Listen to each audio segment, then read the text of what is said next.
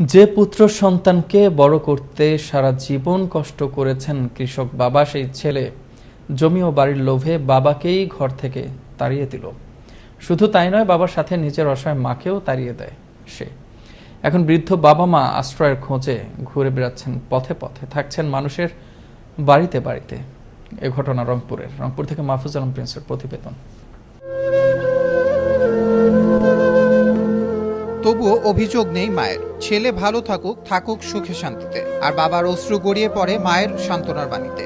হ্যাঁ, বলছি রংপুর নগরীর শিউবাজার বেতার পাড়ার এক পাষণ্ড পুত্র সন্তান সাইদুরের কথা, যে কিনা জমি জমা সবকিছু লিখে নেয়ার পরেই বাড়ি থেকে তাড়িয়ে দিল বাবা মাকে। এ কেমন নিষ্ঠুরতা, বলছেন এলাকাবাসী। তারাও চান এই পাষণ্ড ছেলের উপযুক্ত শাস্তি। এটা অবশ্যই মর্মান্তিক, এটা জঘন্য, এটা সঠিক একটা বিচার হওয়া দরকার। বাড়ি ঘর সব ভাঙি দেওয়ার পর ওই তো এখন বাবা মা এই যে চারিপাশে এখানে এই যে বেটির বাড়িতে এখানে আছে। সরকারের কাছে আবেদন যাই যেন একটা বিসর্জন করো, সুস্থ বিসর্জন আমরা যেন পাই।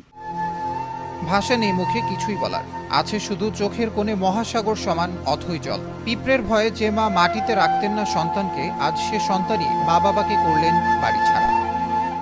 আমার জায়গা জমিন যেভাবে হোক এই বুদ্ধি শুদ্ধি করিয়া আমাকে নিয়ে যায় বাহুল্য কথাবার্তা কয়া আমার জমি লিখে নিয়ে কিছুদিন চলার পরে হাত ধরাধরিকে জড়াধরিকে আমি ফেলে দিছে। আমি পড়তে উঠতেও পারি, আমার ঠাসি দিচ্ছে। এই রমজান মাস গেছি, মাসির বাড়ি মাসির বাড়িতে আসি না, এলাও মাসির বাড়িতে আসি, বাড়িতে নাই।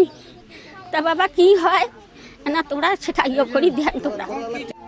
তবে বাবার সেই সম্পদ কিভাবে ফিরিয়ে দেওয়া যায়, বাবাকে তারই আইনি পরামর্শের কথা বলছেন এই জনপ্রতিনিধি। বাবাকে কিভাবে এক কথা হেফাজত করা যায় তাদের অত্যাচার থেকে, এটাই আমাদের মুখ্য কামনা। আসলে গ্রামবাসী খুব ব্যাপারটা নিয়ে খুব সেন্সিটিভ হয়ে পড়েছে।